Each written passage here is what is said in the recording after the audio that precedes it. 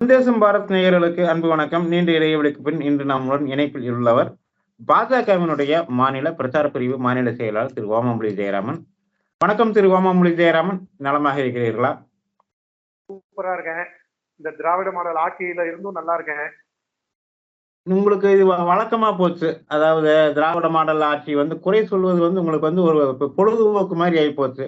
இவ்வளவு பெரிய பிரச்சனை கிட்டத்தட்ட எந்த ஒரு அரசியல் கட்சியினுடைய ஆட்சியிலையுமே இவ்வளவு ஒரு நெருக்கடியான ஒரு காலகட்டத்தை அந்த அரசியல் கட்சி சந்திச்சு இருக்காது.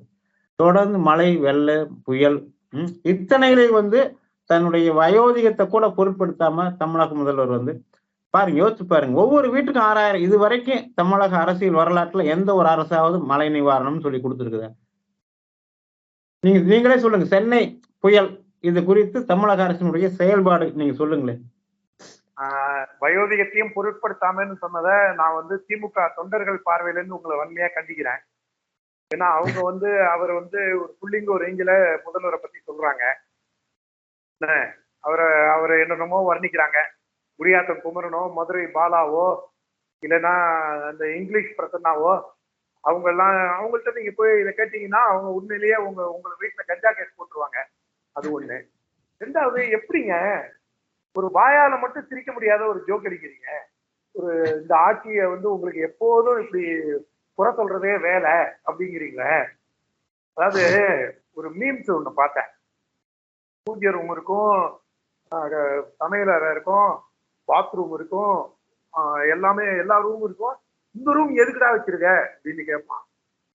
திமுக ஆட்சியில ஒன்னும் கதறி அழறதுக்காக இந்த ரூம் வச்சிருக்கேன். அது நான் ஒரு மீம்ஸ் வேணா எடுத்து அனுப்புறேன் பாருங்க உங்களுக்கு. நான் சிரிக்கிறதுக்காக சொன்னேன்.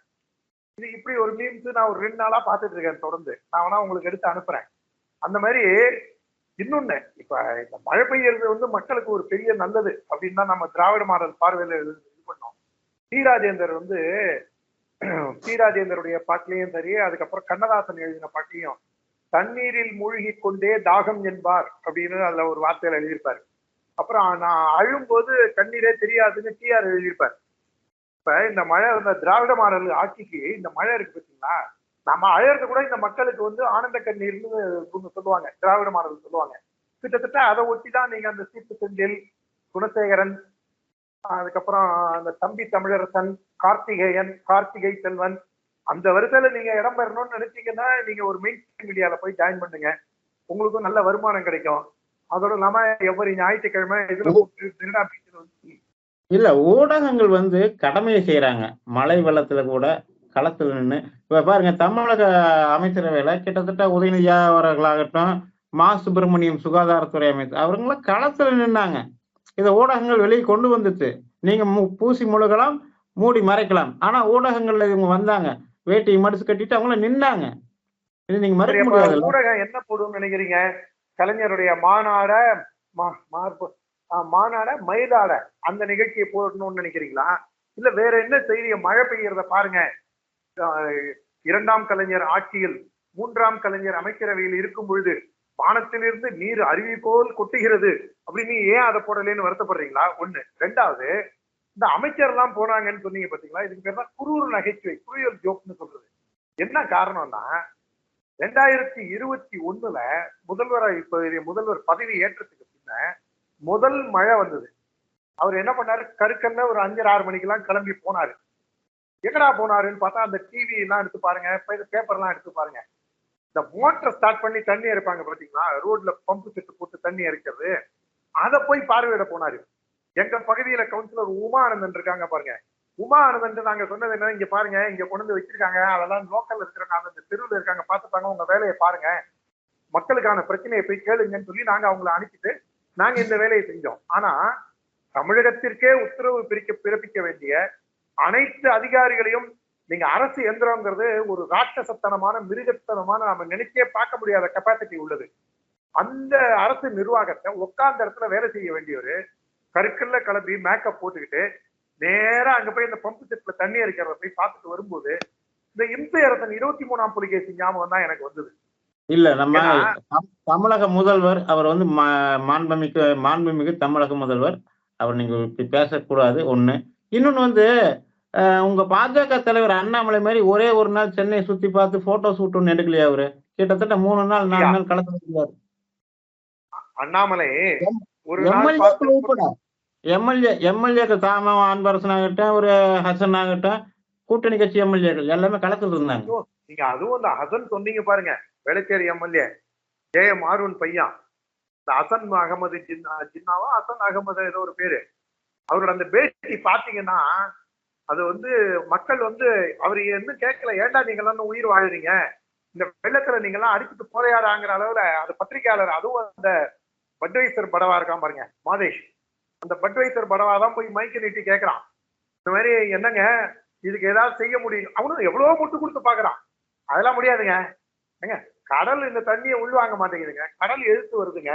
அதாவது அவர் இன்னும் சொல்லாத ஒன்னே ஒண்ணுதான், இந்த திராவிடர் மாற ஆட்சிக்கு எதிராக கடலே செயல்படுது, சமுத்திர ராஜாவே செயல்படுறாரு, அது வந்து சனாதனத்தினுடைய கேடு, இது சனாதனம் தான் இப்படி செஞ்சிருச்சு, இந்த கடலையே தண்ணியை ரிசீவ் பண்ணாமன்னு அந்த ஒரு வார்த்தையை தான் சொல்ல, மீதி எல்லாம் சொல்லிட்டாரு.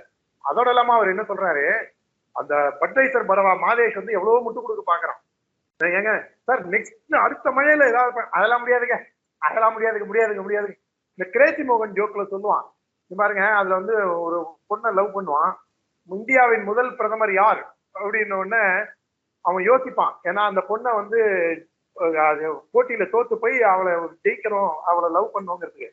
அதுல என்ன சொல்லுவான், அதுக்கப்புறம் தெரியாதுமா, உனக்கு வேணா க்ளூ தரேன், முதல் பேர் நேல ஆரம்பிக்கும், முடியறது ரூல முடியும் அப்படின்னு சொல்லி க்ளூ கொடுப்பான், நேருங்கிறதுக்கு. உடனே கிரேசி மோகன் சொல்லுவாரு, அவர் தம்பி பாலாஜி, நேர் மாறுங்களா அப்படிமாரு, ஏன்னா தோத்து போனோங்கிறதுக்காக. அந்த மாதிரி இந்த பட்வைசர் படவா வந்து அடுத்த மழையிலையாவது இதெல்லாம் நீங்க சரி பண்ணிடுவீங்களா அப்படின்னு இந்த கிரேசி மோகன் டிராமா மாதிரியே இவரு நம்ம ஹசன், வேளச்சேரி எம்எல்ஏ ஹசன் என்ன சொல்றாரு, அதெல்லாம் முடியாதுங்க, இதுக்கு மேல ஒண்ணும் பண்ண முடியாதுங்க, மக்கள் வாழ்ந்தா, அது அவர் சொல்லாத வார்த்தை, அவரோட மைண்ட் வாய்ஸ், மக்கள் வாழ்ந்தா வாழட்டும், செத்தா சாவட்டங்க அப்படிங்கிற ரேஞ்சில அந்த வேளச்சேரி சட்டமன்ற தொகுதியில தான் 12,000 ஏக்கர்ல இருக்கக்கூடிய மார்ஷ் லேண்ட் வருது. அந்த மார்ஷ் லேண்ட் எவ்வளவு மழை பெஞ்சாலும் தண்ணி உள்வாங்கிக்குவாங்க, அப்பேற்பட்ட ஒரு ஃபில்டரிங் எஃபெக்ட். அந்த 12,000 ஏக்கர் இன்னைக்கு 2,000 ஏக்கரா சுருங்கி போய், அந்த 2,000 ஏக்கர்ல சில கவர்மெண்ட் கட்டடங்களும், சென்னை மாநகராட்சி கிரேட்டர் சென்னையோட கார்பரேஷன் குப்பைகளை கொட்டக்கூடிய இடமாவும் அந்த இடம் போய் 2,000 ஏக்கருக்கு கீழே சுருங்கி போனதுனால்தான் வேளச்சேரி, மடிப்பாக்கம், பல்லாவரம், பெரும்பாக்கம் இந்த பகுதிகள்லாம் வெள்ளம், காரப்பாக்கம் இந்த பகுதிகள்லாம் வெள்ளம் பிறண்டு அடிக்கிறதுக்கு முக்கியமான காரணம் இதுவும். இதை யாருமே அட்ரஸ் பண்ண மாட்டேங்கிறாங்க. என்ன பண்ணிருக்கணும் தமிழ், இப்ப என்ன சொல்றாரு, நாங்கள் 220 ஹெக்டேர் நிலங்களை மீட்டுள்ளோம் அப்படின்னு தமிழக முதல்வர் ஒரு புள்ளி விவரம் சொல்றாரு. எங்க இருந்து மீட்டீங்க, யாருக்கிட்ட இருந்து மீட்டீங்க, எப்ப மீட்டீங்க? இதுக்குதான் வெள்ளை அறிக்கை கேட்கிறாரு நம்ம தமிழக பாஜகவோட தலைவர் அண்ணாமலை. நீங்க ஒரு கேள்வி கேட்டீங்க, அதையும் சேர்த்து இது கூட சேர்த்து உங்களுக்கு கிளப் பண்ணி சொல்றேன். வந்தாரு, போட்டோ ஷூட் எடுத்துட்டு போனாருன்னு சொன்னீங்க. காலையில ஆரம்பிச்சு சென்னை கிழக்கு சாய் சத்தியன் மாவட்ட தலைவர், நான் இருக்கக்கூடிய தென் சென்னை காளிதாஸ், என் அருமை அண்ணன் காளிதாஸ் மாவட்ட தலைவர், அதுக்கப்புறம் மத்திய சென்னை மேற்கு கிழக்கு அங்க போயிட்டு விஜய் ஆனந்த் தனசேகர், அதை முடிச்சிட்டு வட சென்னை கிழக்கு மேற்கு கிருஷ்ணகுமார் மற்றும் நம்ம இன்னொரு சகோதரர் அங்க முடிச்சிட்டு சென்னை இதுக்கு போய் மேற்குக்கு போய் எல்லா இடங்கள்லயும் சூறாவளி சுற்றுப்பிரயாணமா போய் எல்லா இடங்களையும் நிவாரண பொருட்களை கொடுத்ததோடு இல்லாம கியரப் பண்ணி விட்டு பல்வேறு இடங்கள்ல நிவாரண பொருட்களை வர வச்சு அதை பேக் பண்றதுக்காக ஒரு கல்யாண மண்டபங்க லோக்கல்ல வெஸ்மாமலத்துல 5000 டப்பாக்களை கொண்டு வந்து இறக்கி அதை போய் அண்ணாமலை பார்வையிட்டார். வேணா அந்த போட்டோ உங்களுக்கு அனுப்பி வைக்கிறேன். அதோட இல்லாம எங்க டிவிஷன்ல நான் இருக்கக்கூடிய வட்டத்துல சென்னை மாநகராட்சி மன்ற உறுப்பினராக இருக்கக்கூடிய எங்கள் அருமை அக்கா உமா ஆனந்தன் அவர்கள் கிட்டத்தட்ட 1000 நாங்க டோக்கன் கொடுத்தது, முதல் நாளைக்கு டோக்கன் கொடுத்தது ஒரு 700-800 பேருக்கு. ஆனா வந்த ஜனங்க 1200 பேருக்கு மேல வந்து அவங்க ஒத்தரை விடாம எல்லாருக்கும் நாங்க வந்து நிவாரண பொருட்களை கொடுத்து, அதுல இன்னொரு கொடுமை என்னன்னா, உண்மையிலேயே நான் மனம் வெதும்பி சொல்றேங்க, படித்தவன் சூதும் வாதும் செய்தால் போவான் போவான் ஐயோன்னு போவான்னு பாரதி எழுதியிருந்தாரு. இந்த அரசு அதிகாரிகளாக இருக்கட்டும், இல்ல இந்த சோகால்டு அரசியல்வாதி, அவன் எந்த கட்சியில வேணாலும் இருக்கட்டும், ஏன்னா இது வரைக்கும் பிஜேபிக்கு ஆளக்கூடிய வாய்ப்பு இல்லை. அதனால நீங்க பிஜேபியை சுதர்க்கமா நீங்க பிஜேபியை சேர்த்தான்னு நீங்க கேட்க முடியாது. காங்கிரஸ், அதிமுக, திமுக, விடுதலை சிறுத்தை எந்த கட்சிக்காரங்களா இருந்தாலும் அந்த நிவாரண பொருள் வாங்க வந்தாங்க ஜனங்க. நாங்க இருக்கிறது வெஸ்ட் மாம்பலம் ரயில்வே ஸ்டேஷன் ஒட்டின பகுதியில நிவாரண இது வச்சிருந்தோம். அண்ணாமலை தான் வந்து, அண்ணாமலையும் மத்திய அமைச்சர் ராஜீவ் சந்திரசேகரும் வந்து தொடங்கி வச்சுட்டு போனாங்க. எம்எம்டிஏ காலனி அது இருக்கிறது கோயம்பேடு கிட்ட. எம்எம்டிஏல இருந்து 2 அம்மா அவங்கள பார்க்கவே கன்றாவியா இருந்ததுங்க. நம்மளுடைய சகோதரி அந்த மாதிரி சோத்துக்கு கஷ்டப்பட்டாங்கன்னா என்ன பண்ணுவாங்க சார், எம்எம்டிஏல இருந்து வரோம் சார், இடுப்பு முட்டம் தண்ணி சார் அப்படின்னு உடனே அதை உமா ஆனந்தன் பார்த்துட்டு இருந்தாங்க. நானும் உடனே குடுங்கஜி ஏன் யோசிக்கிறீங்கன்னாங்க. அதே மாதிரி கே நகர்ல இருந்து, அது விருகம்பாக்கம் சட்டமன்றம், அங்க இருந்து ஒரு 3 லேடிஸ் மக்களை பிச்சைக்காரங்களா வச்சிருக்கிறதுல இந்த திராவிட மாடல் ஆட்சி, குறிப்பாக இந்த திராவிட ஆட்சிகள், திராவிட மாடல் ஆட்சி ஏங்க 6000 ரூபாய் கொடுத்துருக்காங்கன்னு நீங்க சொல்றீங்களே, அதுவும் வடசென்னையில போய் பாருங்க, எண்ணெய் எல்லாம் கலந்து வண்டியில எல்லாம் போய் அந்த வண்டி முழுக்க எண்ணெய் பீசு ஆகி, அதோட இல்லாம அந்த புத்தகத்துல எல்லாம் எண்ணெய் படிஞ்சு ஒவ்வொரு வீட்லயும் கிரவுண்ட் ஃப்ளோர்ல இருந்து வீட்டுல 2015 வெள்ளத்தை ஒண்ணு. அதாவதுங்க இவங்க எவ்வளவு தூரம் ஆயிட்டாங்கன்னா, மோடியை எதுக்கணுங்கிறதுக்காக பாரத தேசத்தையே எதுக்கிறது. பார்லிமெண்ட்டுக்குள்ள வந்ததை இது வரைக்கும் எந்த எதிர்கட்சியும் கண்டிக்கல. நீங்க நல்லா கவனிச்சு பாருங்க. ஏன் விவாதம் வைக்கல, ஏன் விவாதம் வைக்கல, மோடி பதில் சொல், அமித்ஷா பதில் சொல், இப்படியே இவங்க வந்து பஜனை பாடிட்டே இருக்காங்களே தவிர, எடுத்த உடனே இதை வன்மையாக கண்டிக்கிறோம், இவன் எவனா இருந்தாலும் பிடிச்சி உள்ள போடுங்க அப்படின்னு இது வரைக்கும் ஏதாவது ஒரு எதிர்கட்சி தலைவர் சொல்லியிருந்தா சொல்லுங்க, நான் என்ன திருத்திக்கிறேன். அதே போன்று மத்திய அரசினுடைய அதாவது பாதுகாப்புல அக்கறையை செலுத்தாதது தான் அது காமிக்குது. சரி இருக்கட்டும், அதை நம்ம அடுத்த விவாதத்துக்கு வருவோம். அதுல நான் ரொம்ப பாராட்டுறது என்ன தெரியுமா, ராஜ்பவன்ல அடிக்க பெட்ரோல் பாம்பை ஈக்குவேட் பண்ணி இந்த ஈவேரா குஞ்சுகள்லாம் பொதுத்தளத்துல எழுதினாங்க. சில திமுக முன்னணி பிரமுகர்களும் எழுதினாங்க. ராஜ்பவன்ல பெட்ரோல் குண்டு ரோட்ல விழுந்ததுக்கே கதறினீங்களே, இப்ப பாராளுமன்றத்துக்குள்ளேயே அடிச்சுட்டான்னு. ஒரே ஒரு வித்தியாசம் தான், இங்க வந்து ராஜ்பவன்ல அடிச்சவன நல்லவன் போராளி, அவர் நீட்டுக்கு எதிர்த்து போராடினார். எனக்கு தெரிஞ்சு அவருக்கு கலைமாமணி அவார்டு கொடுக்குறாங்களோ என்னமோ தெரியல, அது கொடுத்தா கூட நான் ஆச்சரியப்பட மாட்டேன். ஆனால் பாராளுமன்றத்துல அந்த கண்ணீர் புகை குண்டு வீசின அந்த பெண்ணை விட்டாங்க, அந்த சகோதரியை விட்டாங்க. ஆனா அந்த ஆளை அத்தனை பிஜேபி எம்எல்ஏவும் சேர்ந்து ரவுண்டு கட்டி, அதாங்க உணர்வு. அடுத்த செகண்ட் அந்த தேசிய உணர்வு பீரிட்டு வருது பாருங்க. பார்லிமெண்ட்லயே அவனை வெளுத்து எடுத்தாங்க. அவனை பிடிச்சதுக்கு அப்புறம் காவலர்கள் ஓடி வந்து அப்புறம் அவனை இழுத்துட்டு போனாங்க. சட்டத்துல கையில எடுத்துக்கலாமா அப்படின்னு நீங்க குதர்க்கமா கேட்கலாம். நீங்க சட்டத்தை அவன் கையில எடுத்துக்கும் போது தன்னை கொல்ல வந்த தாய் பசுவையும் கொல்லலாம் அப்படிங்கறதா இந்த மண்ணின் மாண்பு. அதை தெரிஞ்சுக்க. பசுமாட்டை கொல்லக்கூடாது, ஆனால் ஒருவேளை அந்த பசுமாடு ஒண்ணு கொல்ல வந்ததுன்னா அதை கூட நீ கொல்லலாங்கிறதா இந்த மண்ணினுடைய பாரம்பரியம், மாண்பு, கலாச்சாரம். அந்த வழியில பார்க்கும்போது நீங்க சட்டத்துல கையில எடுத்துக்கலாமான்னு, நீங்க படிக்கிற ஸ்கூல்ல உங்களுக்கு ஹெட்மாஸ்டரா இருந்தவங்க நாங்க, அதனால எங்களுக்கு தேசபக்தி எல்லாம் இந்த ஊடகத்துல இருக்கிறவங்க, நான் உங்களை தனிப்பட்டவங்களை சொல்ல, இந்த தமிழ் ஊடகங்களுக்கு சொல்றேன், நீங்க எங்களுக்கு சொல்ல வேணாம். என் ஈயத்தை பார்த்து இழிச்சுதான் பித்தளைங்கிற கதை தான் இந்த தமிழ் ஊடகங்கள் நெறியாளர்கள். ஆனா பார்லிமெண்ட்லயே அவனை பெண்டை கழட்டி அதுக்கப்புறம் தான் செக்யூரிட்டி வந்து அவனை மீட்டு கூட்டு போனாங்க. நான் கேட்கிறேன், தமிழ்நாட்டுல ஏதாவது ஒரு எம்பி இல்ல காங்கிரஸ் கட்சியை சேர்ந்த எம்பி அவனை பாஞ்சு போய் 2 வெளுக்கணும்னு போனாங்களா? சரி, அது ஒரு தனி விவாதம், அது தனியா வச்சுப்போம். நம்ம தேசபக்தி யாருக்கு ஜாஸ்தின்னு ஒன்னாலும் வச்சுப்போம். நான் அதை பத்தி சாதாரணமா அந்த மாதிரி ஒரு அளவுகளுக்கு போறது இல்லை. நீங்க விரும்பினா அந்த லாவணி பாடுறதுக்கும் நான் வரேன், ஒன்னும் பிரச்சனை இல்லை. அது ஒண்ணு. ரெண்டாவது, இப்ப நாம சொன்னது, இப்ப நம்ம சப்ஜெக்ட்ல இருந்து டிவியேட் ஆகி வேற எங்கேயோ போயிட்டு இது பண்ணோம். நம்ம அண்ணாமலை அவர்கள் வந்து இங்க அந்த மக்களுக்கு எல்லாம் கொடுக்கும்போது உண்மையிலேங்க ரொம்ப பரிதாபமா எனக்கு வந்து டோட்டலி டிஸ்டர்ப்டு. அன்னைக்கு சனிக்கிழமை அன்னைக்கு நாங்க இங்க 19ஆம் தேதி நிவாரணப் பொருட்கள் கொடுத்தோம். நாங்க மழை முடிஞ்சு அந்த 9ஆம் தேதி இன்னைக்கு அன்னைக்கு உண்மையிலேயே எனக்கு மனசு ரொம்ப சங்கடப்பட்டேங்க. நானு இதை வந்து ஒரு டிவி கிடைச்சது, இதை ஒரு 2000 பேர் பார்ப்பான் அப்படிங்கிறதுக்காக நான் ஒன்னும் இதை பார்த்து நான் இவங்கள்ட்ட அனுதாபம் தேடி எனக்கு என்ன ஆகும் போகுது? ஒரு டீ கூட வழி இருக்காது. ஆனா என்னுடைய ஆத்மார்த்தமான ஃபீலிங்க சொல்றேன். நான் எல்லாத்தையுமே மெட்டீரியலிஸ்டிக்கா பார்க்க கூடாது. ஆனா எங்கெங்க இருந்தோ வரவங்க பஞ்ச பராரிகளா இந்த 6000 ரூபாய் நான் கேட்கறேங்க. அவன் பெட்ஷீட் வாங்குவானா, தலானி வாங்குவானா, அவன் வீட்டுல போன டிவியை வாங்குவானா, ஃப்ரிட்ஜை வாங்குவானா, வாஷிங் மிஷினை வாங்குவானா, அவன் என்ன வாங்குவான் சொல்லுங்க? இந்த 6000 ரூபாய் வச்சு 6000 ரூபாய் அப்படியே கவுத்து விட்டாரு. 6000 ரூபாய் நான் கேட்கறேங்க. அந்த சேப்பாக்கம் சேக்குவார உத்து இருக்காரு உதயநிதி ஸ்டாலின், அவரோட வார்த்தையில கேட்கிறேன், அவங்க அப்பா விட்டு காசு அங்க கொடுத்தாரு. அவரு மத்திய அரசு கொடுத்த பணத்தை கொடுக்குறாருங்க.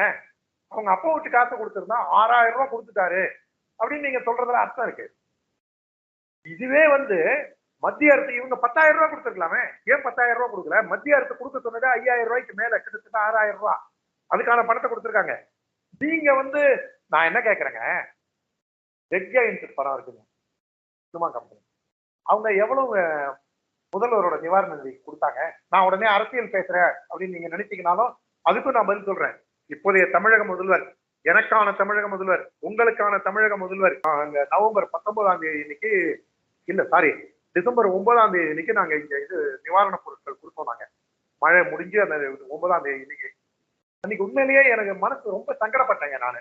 இத வந்து ஒரு டிவி கிடைக்குது, இத ஒரு 2000 பேர் பார்ப்பான் அப்படிங்கிறதுக்காக நான் ஒண்ணும் இவங்க இதை பார்த்து நான் இவங்கள்ட்ட அனுதாபம் தேடி எனக்கு என்ன ஆக போகுது? ஒரு டீ கூட வழி இருக்காது. ஆனா என்னுடைய ஆத்மார்த்தமான ஃபீலிங்க சொல்றேன் நான். எல்லாத்தையுமே மெட்டீரியலிஸ்டிக்கா பார்க்க கூடாது. ஆனா எங்கெங்க இருந்தோ வரவங்க பஞ்ச பராரிகளா இந்த 6000 ரூபாய் நான் கேட்கறேங்க. அவன் பெட்ஷீட் வாங்குவானா, தலானி வாங்குவானா, அவன் வீட்டுல போன டிவியை வாங்குவானா, ஃப்ரிட்ஜை வாங்குவானா, வாஷிங் மிஷினை வாங்குவானா, அவன் என்ன வாங்குவான் சொல்லுங்க இந்த 6000 ரூபாய் வச்சு? 6000 ரூபாய் அப்படியே கவுத்து விட்டாரு. 6000 ரூபாய் நான் கேட்கறேங்க. அந்த சேப்பாக்கம் சேக்குவார உத்து இருக்காரு உதயநிதி ஸ்டாலின், அவரோட வார்த்தையில கேட்கிறேன். அவங்க அப்பா விட்டு காசு அங்க கொடுத்தாரு. அவரு மத்திய அரசு கொடுத்த பணத்தை கொடுக்குறாருங்க. அவங்க அப்பா விட்டு காசு கொடுத்திருந்தா 6000 ரூபாய் கொடுத்துட்டாரு அப்படின்னு நீங்க சொல்றதுல அர்த்தம் இருக்கு. இதுவே வந்து மத்திய அரசு இவங்க 10,000 ரூபாய் கொடுத்துருக்கலாமே, ஏன் 10,000 ரூபாய் கொடுக்கல? மத்திய அரசு கொடுக்க சொன்னது 5000 ரூபாய்க்கு மேல, கிட்டத்தட்ட 6000 ரூபாய் அதுக்கான பணத்தை கொடுத்துருக்காங்க. நீங்க வந்து நான் என்ன கேட்கறேங்க, ரெட் ஜெயண்ட் படம் இருக்குங்க, சினிமா கம்பெனி, அவங்க எவ்வளவு முதல்வரோட நிவாரண நிதி கொடுத்தாங்க? நான் உடனே அரசியல் பேசுறேன் அப்படின்னு நீங்க நினைச்சீங்கனாலும் அதுக்கும் நான் பதில் சொல்றேன். இப்போதைய தமிழக முதல்வர், எனக்கான தமிழக முதல்வர், உங்களுக்கான தமிழக முதல்வர், நமக்கான தமிழக முதல்வர் முத்துவேல் கருணாநிதி ஸ்டாலின் அவங்க ஏற்கனவே நம்மளுக்கு ஒரு முன்னுதாரணத்தை சொல்றாங்க. பின்ன நாங்க என்ன எதிர்கட்சியா இருக்கும்போது அரசியல் பண்ணாம அவியலா பண்ணுவோம்னு சொல்றாரு. நான் அதையே திரும்பவும் சொல்றேன், அவருக்கு சொல்றேன், அரசியல் பண்ணாம அவியலா பண்ணுவோம் அப்படின்னு கேட்கறது குதர்க்கமா இருந்தாலும் உங்களுக்கு என்ன மொழி புரியுமோ அதே மொழியில தான், யாருக்கு என்ன மொழி புரியுமோ அவங்களுக்கு அந்த மொழியில பதில் சொன்னோம். அதனால நான் வந்து முத்துவேல் கருணாநிதி ஸ்டாலினுக்கும் சொல்றேன், நீங்க ஏன் 10,000 ரூபாய் கொடுக்கல? ரிட்ஜாயிண்ட் மூவிஸ் எவ்வளவு கொடுத்தாங்க? கலாநிதி மாறன் சன் டிவி எவ்வளவு கொடுத்தாங்க? 29,000 கோடிக்கு ஸ்ரீலங்கால வியாபாரம் பண்ண ஜெகத் ரட்சகன், அரக்கோண அம்பானி ஜெகத் ரட்சகன் எவ்வளவு கொடுத்தாரு? திமுக இருக்கிற ஒரு சாதாரண எம்எல்ஏ, ஒரு ஒன்றிய செயலாளர், அவங்களே ஆளுக்கு 1 கோடி ரூபாய் கொடுக்குறாங்க. தமிழக மக்கள், மெட்ராஸ் மக்களுக்கு மட்டும் இல்ல, சென்னை, செங்கல்பட்டு, காஞ்சிபுரம், திருவள்ளூர் இந்த மாவட்டம் மட்டும் இல்ல, தூத்துக்குடி, திருநெல்வேலி, தென்காசி இந்த 3 மாவட்டத்துக்கு சேர்த்து அவங்களே மொத்தமா திமுகவோட நிதியே வச்சு கொடுக்கலாம். ஏங்க, உண்டியல் குலுக்கி கம்யூனிஸ்டுக்கு 25 கோடி கொடுக்குறாங்க, மக்களுக்கு கொடுக்க மாட்டாங்களா? நீங்க எதுவாக இருந்தாலும் இவ்வளவு ஒரு பேரிடர் காலத்துல வந்து அவங்களுடைய உழைப்பை வந்து நீங்க கொச்சைப்படுத்துற விதமா அரசியல் பேசுறீங்க. என்ன உழைப்பு நீங்க சொல்லுங்கிறேன். கார்ல போக வேண்டியது, எல்லா இடத்துக்கும் போக வேண்டியது. நான் சொல்லல போட்டோ ஷூட் நினைச்சுனாங்கன்னு. இந்த சவுக்கு சங்கர்னு ஒருத்தர் போன வருஷமே சொன்னாரு, காலையில முதல்வரை குளிச்சு டிஃபன்லாம் சாப்பிட வச்சு ரெடியா கோட்டைக்கு கூட்டு போவாங்க, பவுடர் எல்லாம் அடிச்சு கூட்டு போவாங்க, ஸ்கூல் பசங்களை எக்ஸ்கர்ஷன் கூட்டு போவாங்க. அங்க 9 மணில இருந்து 12, 1 மணி வரைக்கும் போட்டோ எல்லாம் முடிப்பாங்க. எக்ஸ்கர்ஷன் போன பையனும் வீட்டுக்கு கூட்டு வர மாதிரி திரும்பி கூட்டு வருவாங்க. இதை நான் சொல்லல, சவுக்கு சங்கர், அவங்களை கடுமையா திமுக முட்டு கொடுத்த சவுக்கு சங்கர் சொன்னாரு. அது இல்லாம நீங்க வந்து தமிழ்நாட்டுல இருந்தீங்கன்னா உங்களுக்கு வேற ஒரு விஷயம் தெரிஞ்சிருக்கும். இந்த மணின்னு ஒருத்தர் பத்திரிகையாளர், மணின்னு கண்ணாடி போட்டு, அவர் மேல எனக்கு சில வருத்தங்கள் இருந்தாலும் நியாயமா பேசக்கூடிய அந்த மணி அவர்கள், அந்த மணியா இருக்கட்டும், அந்த அவரு கண்ணாடி போட்டிருப்பாரு அந்த மணியா இருக்கட்டும், இல்லைன்னா அந்த லட்சுமி சுப்பிரமணியம் கவர்னர் என் கண்ணத்தை தடவிட்டாருனாங்களே அந்த லட்சுமி சுப்பிரமணியமா இருக்கட்டும், இல்லைன்னா திமுக முட்டு கொடுத்து போய் அதுக்கப்புறம் பாமகல இருந்து விஜயகாந்த் கட்சியில இருந்து பலரால வசைபாடப்பட்ட அந்த இங்கிலீஷ் சேனல் எல்லாம் கூட வேலை பார்த்தாரு ஒரு பாய் ஒருத்தர், அந்த பாயா இருக்கட்டும், அவர்தான் வந்து இவனெல்லாம் வாழவே விடக்கூடாது அப்படின்னு சொல்லி RS பாரதியோட பையன் பேசினாரு. அவரு இஸ்லாமியர், இவனெல்லாம் ஷபீர் அகமது, இவனெல்லாம் வாழவே விடக்கூடாதுன்னாரு. அப்புறம் தமிழக அரசியலுக்கு எடுத்துட்டா இருந்த பத்திரிகையாளர், மூத்த பத்திரிகையாளர் லட்சுமணன், அவரும் சொல்றாரு, இந்த 4 பேரும் பிஜேபி சிறப்பாக செயல்படுகிறது, பிஜேபி நல்ல கட்சி அப்படின்னு ஒரே ஒரு நாள் கூட தப்பி தவறி பேசினவங்க கிடையாது. அவங்க தொடர்ந்து பிஜேபியை கடுமையா விமர்சிச்சு பிஜேபிக்கு எதிர் அரசியல் பண்ணி திமுகவுக்கு முரட்டு முட்டு, அந்த முரட்டு முட்டோட ஒரு பகுதியா நான் சொல்றேன். கோயம்புத்தூர்ல இளம் சிங்கம் அண்ணாமலை அவர்கள் இந்த கேஸ் சிலிண்டர் வெடிக்குதுன்னு சொன்னாங்க பாருங்க, தற்கொலைப்படை தாக்குதலுக்கு, அன்னைக்கு இந்த ஷபீர் அகமதும் அந்த அம்மா லட்சுமி சுப்பிரமணியமும் போய் பேசும்போது காலை தூக்கி தோல் மேல வச்சுக்காத குறையா ஒரு குறைஞ்சபட்ச நாகரிகம் கூட இல்லாம ஷபீர் அகமது அன்னைக்கு பேசின போது, ஆஹா பார்த்தாயா என்ன ஒரு ஆளுமை, இப்பேற்பட்ட ஆளுமையில் யாராவது உண்டா அப்படின்லாம் கொண்டாடி தீட்டாங்க இந்த உடன்பிறப்புகள், இந்த திராவிட மாடல் குஞ்சுகள். ஆனா இப்ப அவனே என்ன சொல்றான், இவனெல்லாம் வாழவே விடக்கூடாதுங்கிறான்.